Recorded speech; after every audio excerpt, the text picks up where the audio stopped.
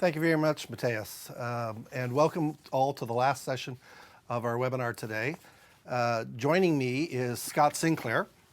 Scott is the principal at Sinclair Range, but more importantly, what Scott really is he's an excellent turnaround manager. He also is an investor in companies. He is a person who helps companies find financing.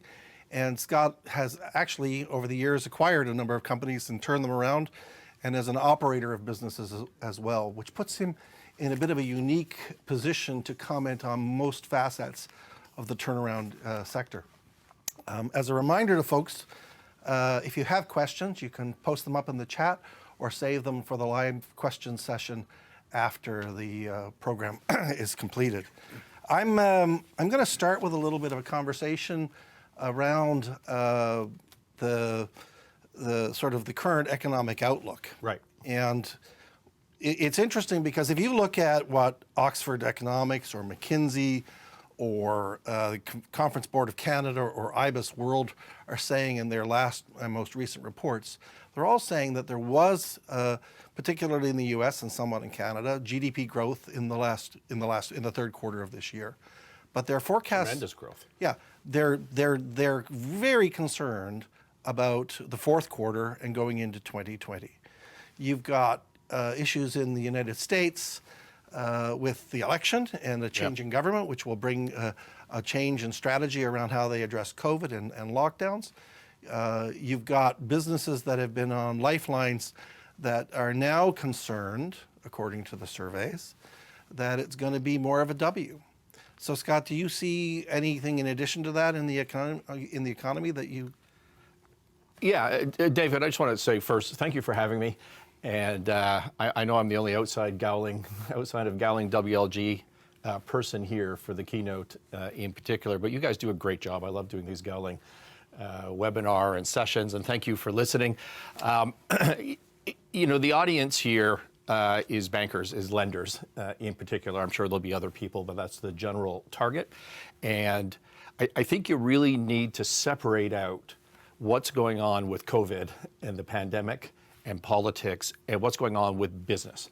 Because and I'm focused on the business side. As a lender, we should be focused, I think, on the business side. We don't know what's going to happen with COVID. Is it going to be a W, you know, which is sort of we had a spike up and then it's go back down, and you know, maybe it's an extended W. Maybe, as you said earlier in the setup for this, the Charlie Brown kind of The Charlie Brown smile. Yeah, exactly. We don't know.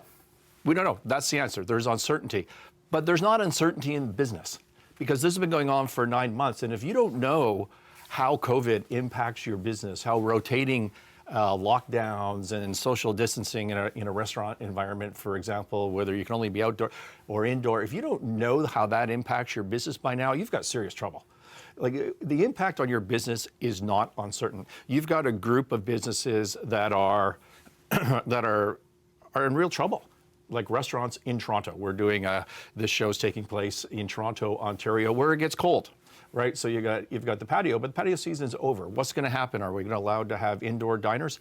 If you're in that business, you've got serious trouble, and there may not be an answer to that. On the other side, you could look at the Amazons of the world, the streaming, live streaming, the video streaming, the Netflix of the world. They're doing tremendous. My companies, I own a company in Ottawa called Roofers World that does tools to the roofing industry. I bought another company during COVID called Navani Stainless, which makes stainless steel. We manufacture in Canada stainless steel sinks, which we sell in Canada into the US. And our distribution is through Home Depot.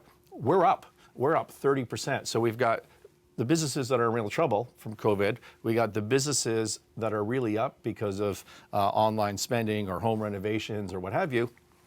And then you have this vast gray area in the middle of businesses that are doing 80% of what they used to do, 50% of what they used to do, 20% of what they used to do. But if you just forget about the uncertainty of the pandemic for a minute and think about the business, you already know the answer.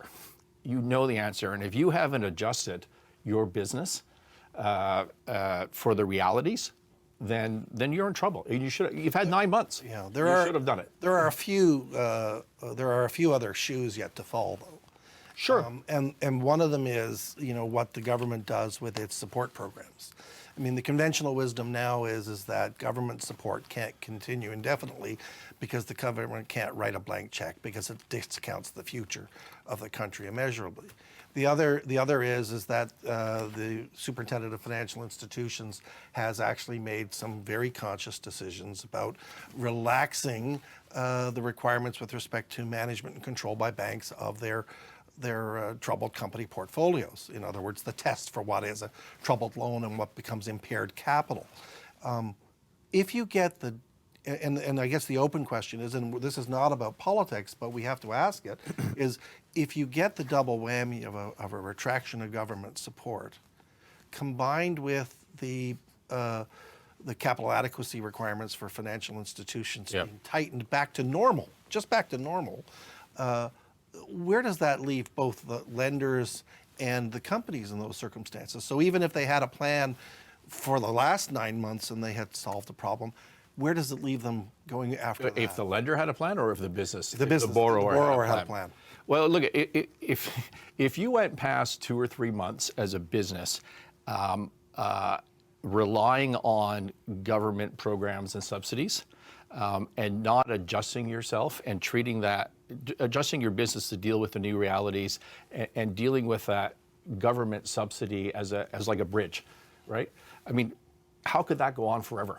How could they just be sending out money every month in big numbers forever? It doesn't make any sense. The onus is on the business owner, is on the borrower to adjust their P&L, to adjust their cost structure, to figure out, if my baseline here is I'm running at 50% of revenue, how do I make money at 50% of the revenue? And then my government subsidy is a gift, right? That helps me. I can store it away.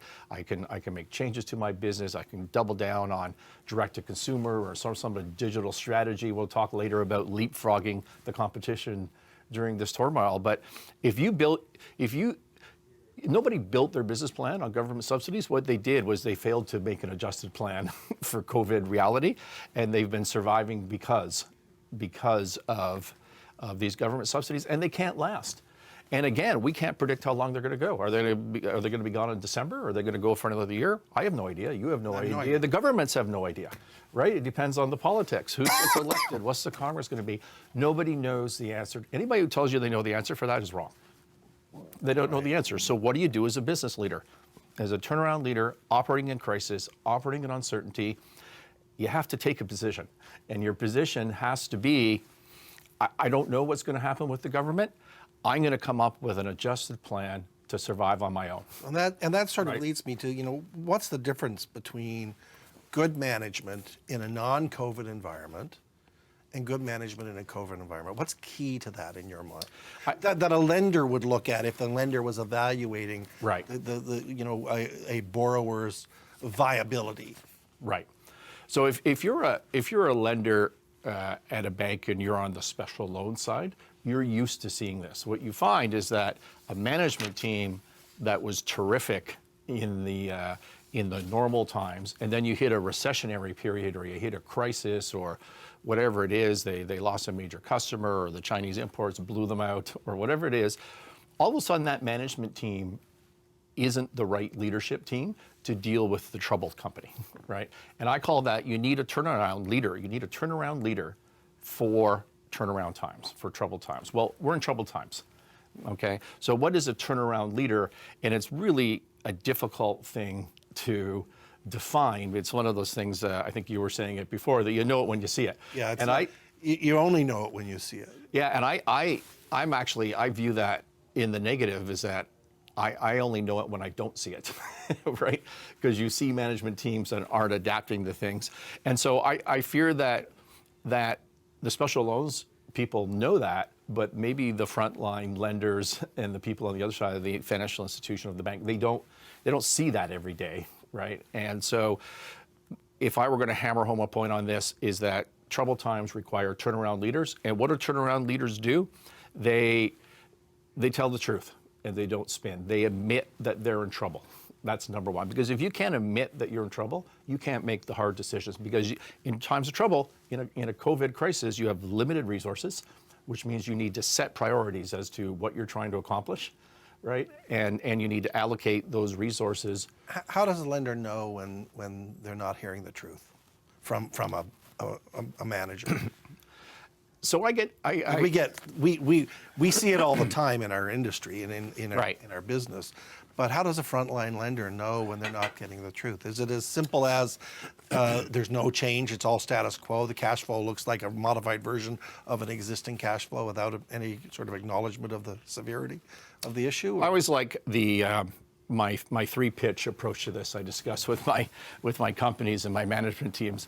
It's like, picture yourself as a banker. We have a bunch of bankers watching this show right now, and a client, an existing borrower, a portfolio company comes in, and the guy or girl walks into the boardroom meeting, and they look like, let's stick with Charlie Brown. They look like Charlie Brown after the football's been snatched away, right? There's this cloud of darkness over this person. They come in and they say, COVID's wiped us out. We're really in trouble. And I need your help. I need your help. Look, I'm not paying my withholding taxes. I've missed a couple of months of rent. I don't think things are going to get better. I don't know when COVID's going to stop. And I read in the paper in the Toronto Star that you can help me. And I just need $1 million.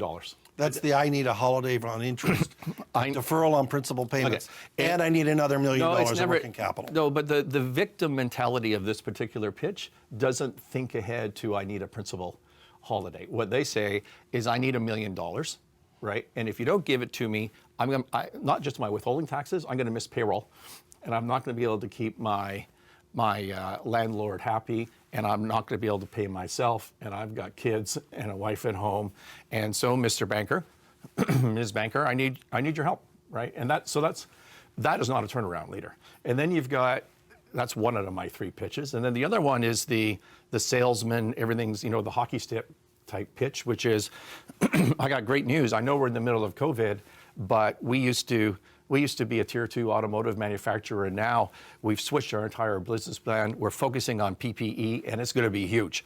This is going to be enormous. And like here, I paid an accountant to do these cash flow projections and these revenue projections, and so it's done professionally. And look, like we start making money tomorrow. I know, we miss payroll and we haven't paid our withholding, we're behind our rent, but this projection, we're making money tomorrow. And next year, we're going to be double the revenue we were last year, and it's starting right now. And I just need $1 million from you. Why would you not? Why would you not invest in that deal, right? That's just kind of ignoring entirely the realities of the problem that you're in today.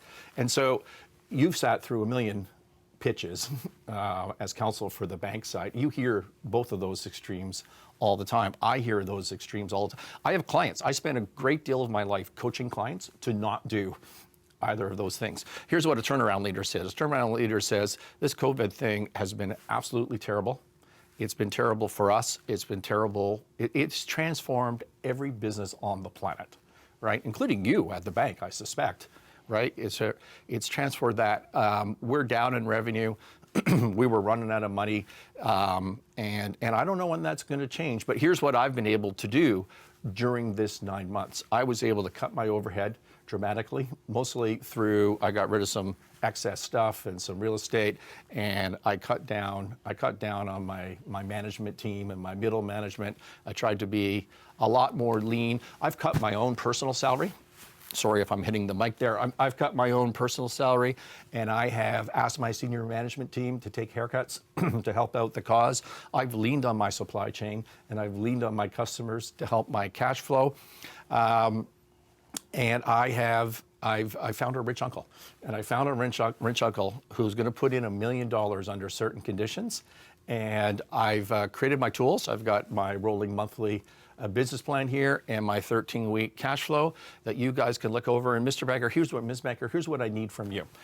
I know that we blew through all of our financial covenants during COVID. I need a waiver on those covenant defaults. I need a waiver on my shareholder loan postponement clause, specifically with respect to my uncle, because he's going to give me the $1 million. I'm going to put it in, and his condition is when things are better, he gets his money back, right? So I want some help on that, and I want some help, if you can, on 4 months principal holiday, not interest. I know you guys are really you're really concerned about your interest, and that's how you make your money. But I'd like a 4-month holiday on principal. And if I get those things, this works and this business is better. Because you know what I did? I said to myself, I'm not going to be 100% revenue. I'm going to be 50%. How do I make money at 50%? And we're there. It's the profit at 50% that matters. 100%. The whole point is that you've got to be, your head's got to be above water at whatever revenue level you end up following. Right. So when I walk into a troubled business that used to do, say, 20 million in revenue, and now it's, when I walk in, it's doing 8 million in revenue, do I say to myself, wow, if I could get that back to 12 or 15, I'm breaking even, I'm going to make a little bit of money, and that's my mission? No, I say to myself, how bad is this going to get at the top line? And if it's going to get to, say, 6 million, and I know for a fact it'll never get worse than 6 million, then I want to find out how to make money at 6 million. And I start with my contribution margin, not gross margin, start with contribution margin, and then my overhead. And when I can figure out how to make money and not go under at 6 million in revenue, then I start building up my top line and put my focus there. That's what a turnaround leader does. You can tell the difference in the pitch, right? It was specific. It admitted that we were in trouble. It showed progress, exactly what we did to be able to make money at a lower turnover level. And that's something that as a lender, as an investor, when I look to buy a company, the very first thing I do is I go out to meet management and see if they're, in my judgment, a turnaround person. And can I tell you how to do that? No, it's how you feel about the conversation. But that's why I told you the story of the different pitches, because I think every banker has heard those types of pitches, the 3 different. And well, I make a point when I'm advising financial institutions and my firm and the others at my firm do the same thing, that we make a very careful point to tell lenders that they need to telegraph to the borrower the need for them to have a realistic plan up front. I like to talk about if you're asking for forbearance and indulgence, ask for the right amount of forbearance and the right amount of indulgence. Because if you have to come back with a failed plan, then the next time it's going to cost you more time and there's going to be less latitude given to you. Yeah. You have to be realistic up front, which means probably a little bit conservative and a little bit pessimistic. Now, the flip side of that for you is, though, you say they have to be conservative behind the scenes, but when presenting to the rest of the world, they have to be positive. And that's an interesting distinction. Yep. That if you've got somebody that's overly negative, what is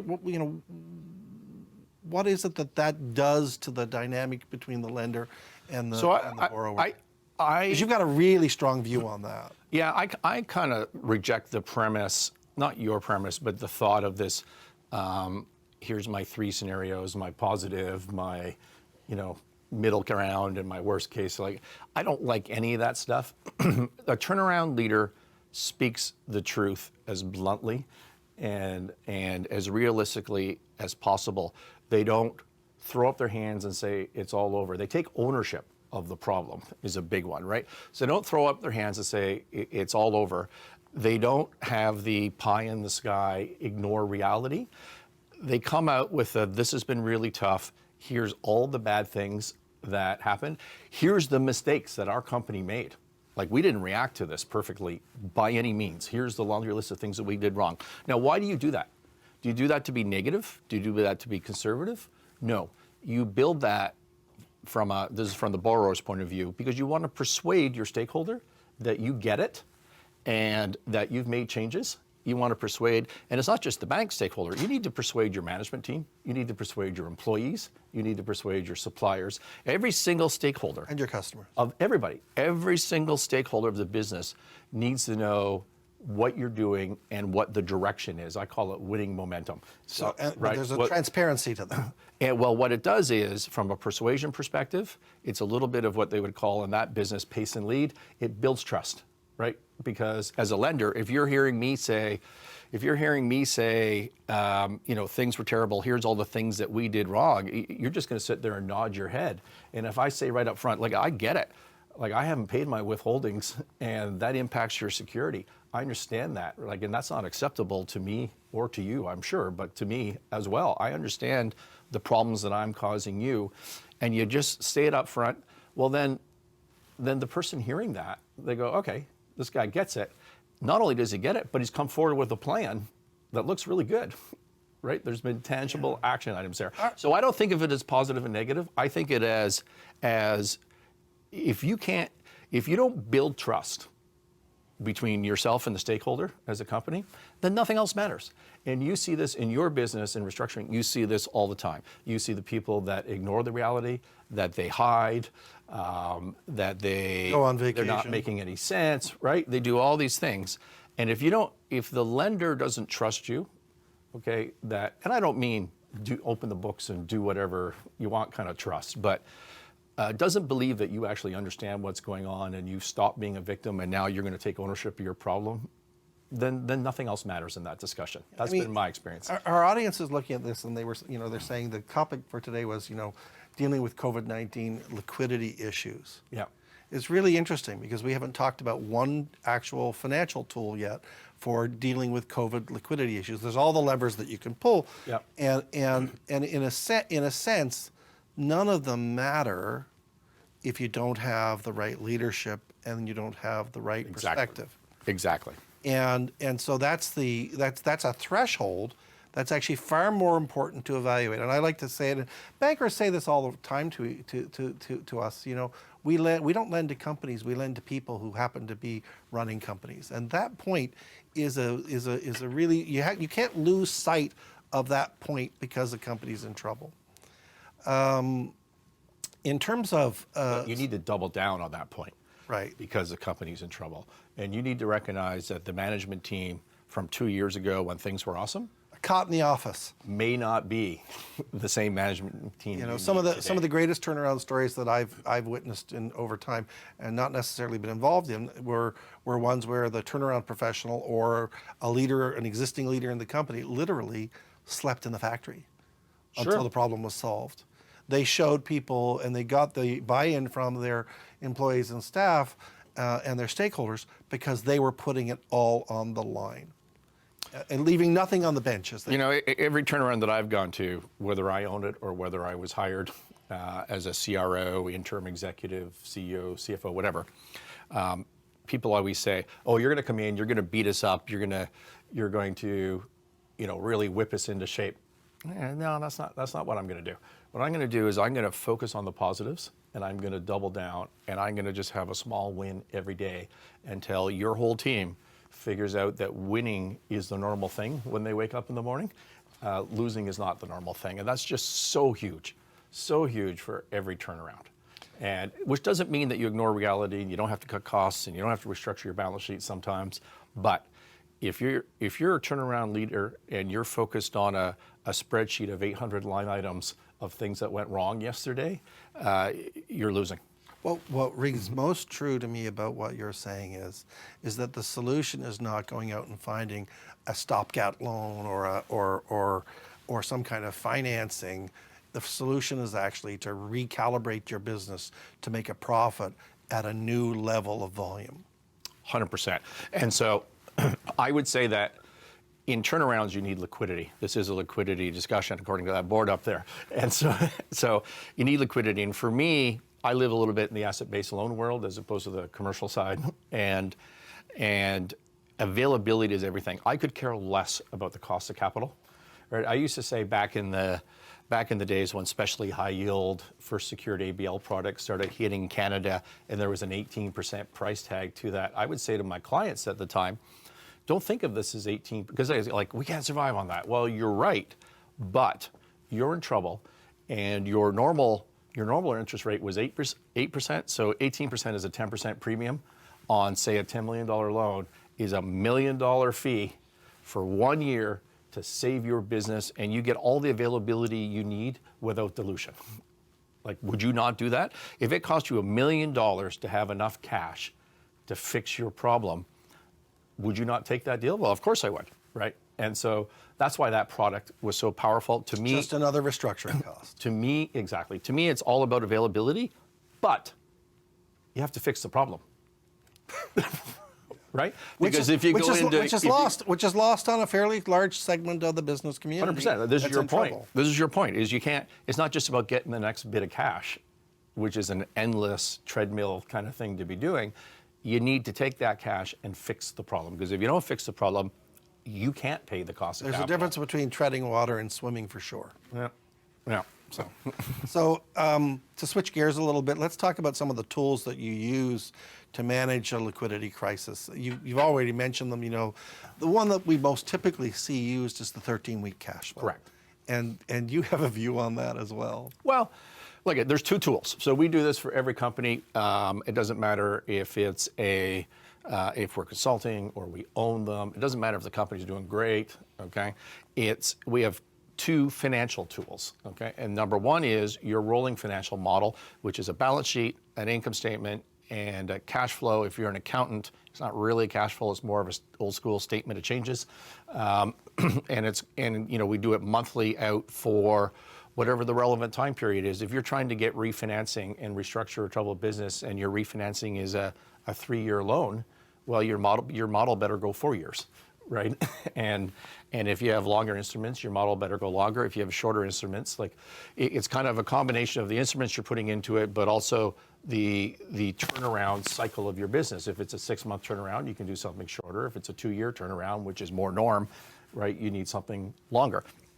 That is the primary tool that I use every day.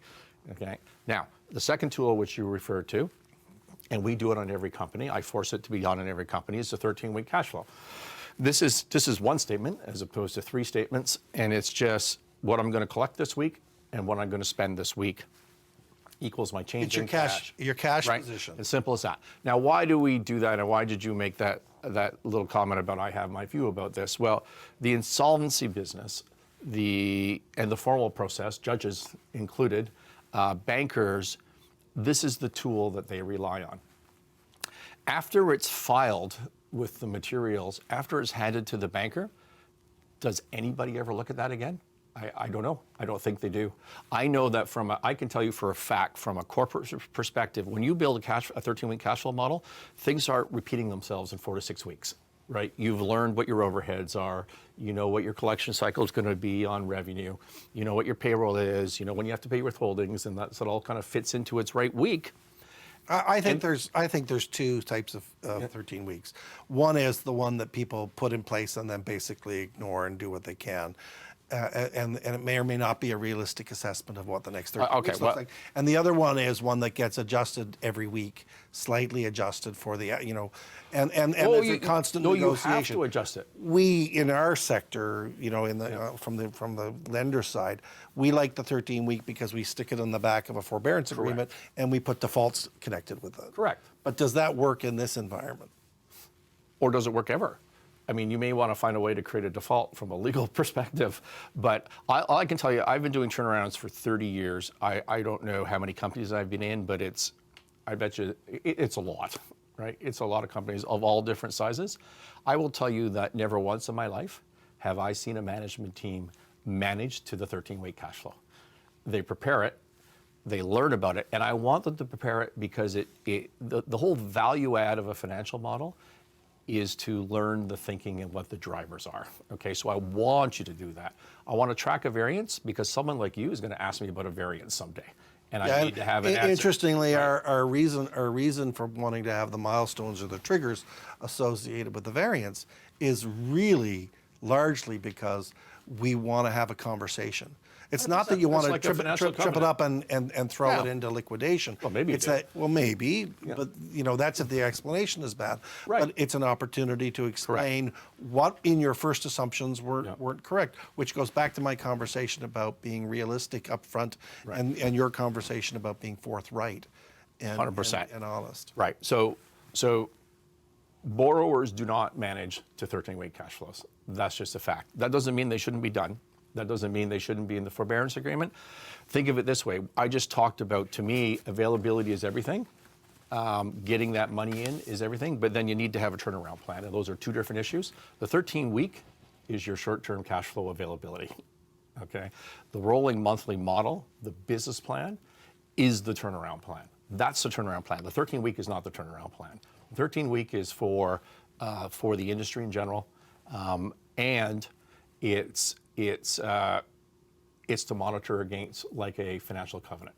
Okay. Now, I will tell you the one exception to that. I do use a 13-week every day if I'm doing an informal restructuring. If I'm going to a laundry list of suppliers, old suppliers that I'm not paying right now and eventually are going to be restructured, and if I could do it myself without hiring Gowling WLG and paying a bunch of fees to go through a process, if I can go to those suppliers and say, hey, I'll tell you what, I'll pay you 20 cents on the dollar over 2 years, then during those negotiations, I use my 13-week to put in a budget for that. And that's actually a useful management tool. But if I'm not doing that, honestly, after the first 4 weeks, I never look at it again until somebody gives me a hard time for not doing the variance. I'll probably give you a hard time. Exactly. That's my point. You can expect to be reminded of that pretty quickly. The it sort of leads me to the discussion of how lenders use these tools and how lenders actually end up engaging with troubled companies before it goes into special loans generally. Yeah. And I mean, my observation historically has been that before it goes into special loans, that customer relationship is respected, and the tough conversations may not yet have happened. Yeah. But what can lenders do? And we've talked about this. What can lenders? I can tell you what lenders can't do. Yeah. They can't run the company.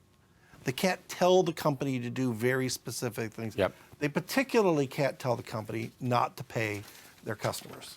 Right. Their suppliers. Right. From a legal perspective. From a legal perspective, you're a lender, you're not operating the business, and you never want to be in a position of operating a business.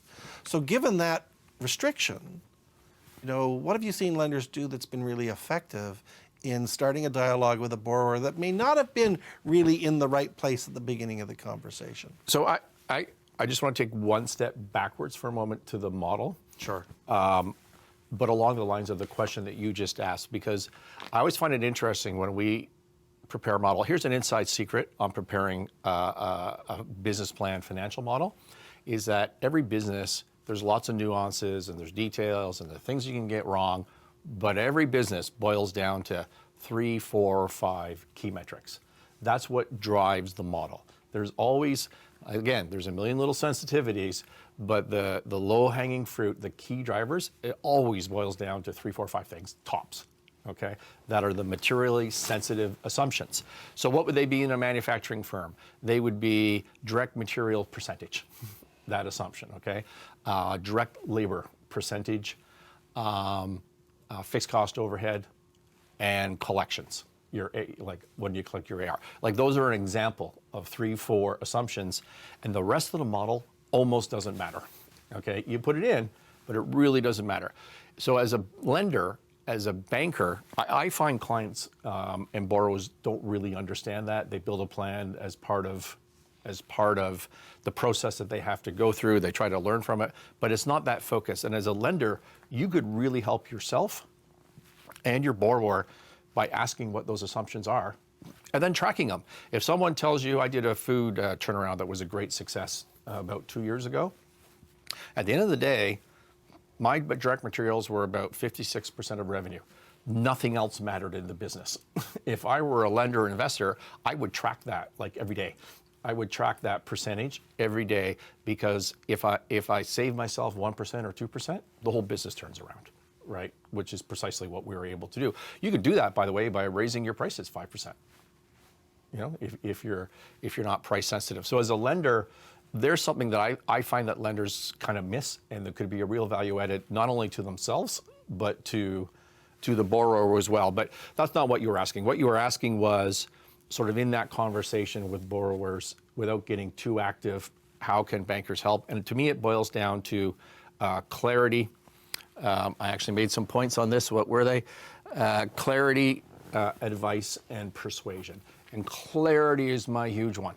It's my huge one, because I've been doing this 30 years, and there just seems to be a culture, particularly within the larger institutions, about playing your cards closer, like really close to your vest, hearing what the lender has to say, telling them you're happy, telling them you're not happy, but never really engaging in that conversation to solve a mutual problem between stakeholders. And you'd know way more than me why that is at the big banks, but I can tell you, even with my experience, when I walk into those sorts of situations, I have no idea. Yeah, I think have lenders no idea lenders what are the bank is lenders gonna are do. hesitant to want to be the ones to suggest the plan, because if the plan fails, it becomes a defense to enforcement, because they can be blamed. Right. I took your advice and look where I am now, and that is a genuine concern. But there's a fine. They also there's a don't fine say, line. this is what I expect from you. They don't say, here's what I can do for you. They don't say, here's the problem I have with what you're saying. Like, it's never that clear and open. And I can tell you from my side of the table, and I've been a lender as well, if you could find a better if an institution can find a better working relationship with its borrowers, recoveries will improve. They'll improve dramatically. Why? Because I can tell you that 100% of borrowers, no matter how sophisticated, are terrified of their bank. They're terrified. Why are they terrified? Because of the uncertainty. They have no idea what the bank is thinking. I spent a great deal of my life talking down borrowers that come up with conspiracy theories as to what the bank is going to do, because there's no clarity from their perspective as to what the bank is going to do. And that leads to bad decisions and bad relationships. I understand there's internal issues. One of my theories is maybe the banker, maybe the lender has no idea what the bank could do, because there's 3 or 4 levels of committees and approvals, and depending on the size of your institution. I don't know what the right answer is. I will tell you from the borrower's perspective. I don't think the lenders are. There's a difference between a special loans approach to something where you've got 100%. where you've only got Yeah. one loans officer might only have 4 or 5 Yep. troubled situations that they're dealing with at a time, versus a general commercial lender or an ABL lender Yep. who might have 20 loans that they're dealing with that are in Yep. trouble. And as a consequence, they're really not dug deep enough into it to answer the question. But when it comes time to actually start to address an issue, you, as a lender, I think you have to go into the meeting really well prepared. You have to understand their business. And I think that you should be able to if you've got genuine questions about how they're operating the business, as opposed to telling them what to do, you can ask them, have you thought of? Those words, have you thought of this? Well, that comes down to my second point. So my first one was clarity, right? Which is, hey, I just want to be clear about this. You missing your withholding payments, here's what that does to me. And you need to come up with a plan by Friday to not do that, right? That I can buy into. That one, by the way, is not a problem for banks to say. They don't hold their cards close to But the they chest don't. on that. Yeah. So, and I mean, That's a death knell. That was over the head example, obviously. The advice is exactly what you said. You can ask questions. Have you thought about this? Have you thought about that? Do you have your tools? Do you have your rolling financial model? Do you have your cash flow? Let's go through those together right now and bring me up to speed. What are the key drivers, the KPIs? What should I be monitoring as a lender? You tell me, what should I be monitoring? Is it my direct materials? Is it, because it's not just availability. Right, availability, there's a lot of stuff that goes into A borrower in that scenario doesn't feel like they're giving the lender the hammer to hit them with.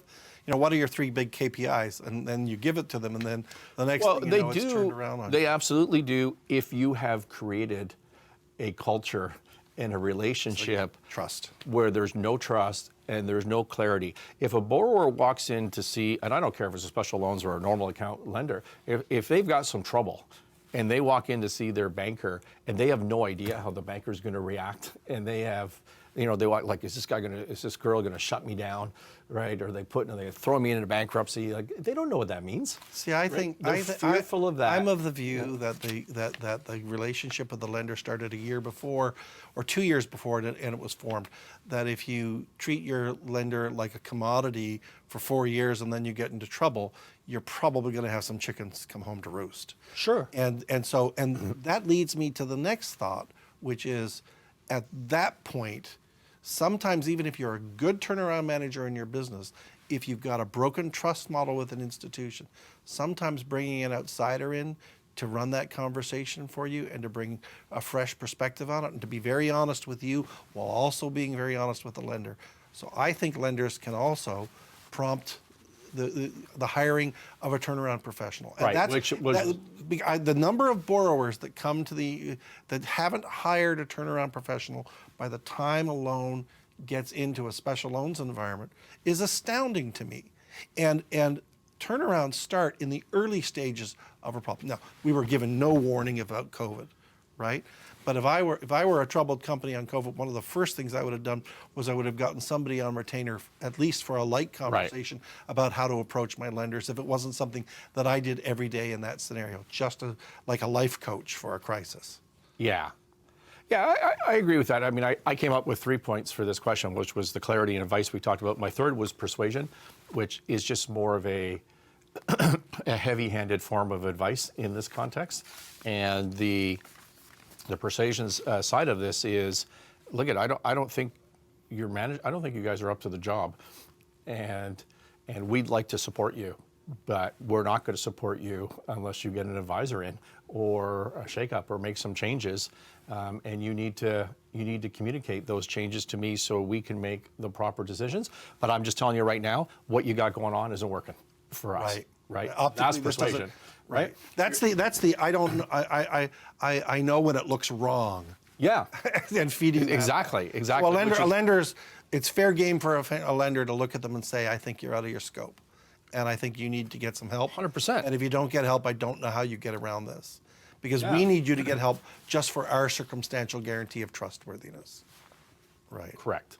So I want to turn to the last conversation, which is the most fun one, which is, what kind of strategies have you seen out there for where they believed in the business and let it out of restructuring, let a successful restructuring in COVID? Because you've seen some, and I've seen some in COVID. We have a friend running one right now in the southern U.S.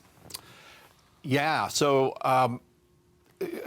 I would reframe this question, or just for the audience, for the listener, I would reframe this a little bit as, what are we looking, if we want to invest in something or lend to something, what are the long-term, we've talked about liquidity in the context of the tools to manage liquidity and availability. We've talked about what a turnaround leader is, but what is the long-term? Like, what if you really want to invest in a business or lend to a business, what sort of things should we be looking for? How do we evaluate quality of management through this crisis? And I just think give us one good example. I'm going to give you two. I got to close out. I'm going to give you really two quick examples. Most of you are from Ontario, I understand. So I had dinner at Harbour 60 last night, the steakhouse downtown Toronto. Terrific, probably the best steakhouse in the country if you're looking for somewhere to go. And they built early on in this pandemic a massive, I don't know how many square feet it is, but they took over a big parking lot across from the whatever we call the arena in Toronto these days, the Scotiabank Centre. Probably 15,000 square feet. It's huge. It's beautifully decorated inside. So not last night, but a couple of weeks ago when I was there, I was talking to Steve, the owner, and he said, he's super stressed about COVID at a personal level and for his staff and all that. But business-wise, he's a restaurant and he's not lost a dollar, not once, through this entire pandemic, because he got ahead of it and he got this massive tent. And now he's got approvals for that tent to stay all winter. It's going to become a permanent, he's revamped his entire business model. And I'm telling you, sitting in the tent is almost as nice as sitting inside. Like, the leaseholds in there are beautiful, it's warm, everything's good. Now, does every restaurant have the money and the political connections that those guys have? No. I mean, they might be the most connected people in the city. Or the land to be able to do that. They had a parking. So the solution for every restaurant is different, but there's an example of creativity. They didn't shut down. They revamped their business. Now, you're talking about our mutual friend who has a steakhouse in the U.S., in the southern U.S. Now, he didn't have that option, but what did he do? He was part of a bad lease, and he was able to break his lease, move to a new location, renovate at a time. A location with 3 times the patio capacity. 3 times the patio, and do it all at a time when they were going to be shut down more or less anyways. And as a sideline, because they're a meat place, they started a butcher delivery service as well. So they created alternative lines of revenue, and coming out of this crisis, they're going to be a leaner, stronger, better business than they were before going into it. So there's examples of things that I look for. And their customers are going to remember that too. 100%. It has an impact on the perception of success attracts customers to a restaurant. Well, that's all of our time. Scott, as always. Thank you for having me. Really interesting. Felt like 2 minutes. It did. It was very fast, but thank you very much for coming, and thanks for sharing your views. I want to thank all of the audience for joining us today. We're going to be heading into our Q&A session now in a couple of minutes, and so I'd ask that folks hang on and move into the Q&A, and we're happy to answer your questions there. I'm sure you have questions that are off this topic a little bit. We're happy to try and address them, and we would turn it now back over to our hosts. Be well, stay safe, and prosper. Thank you, everyone. Take care.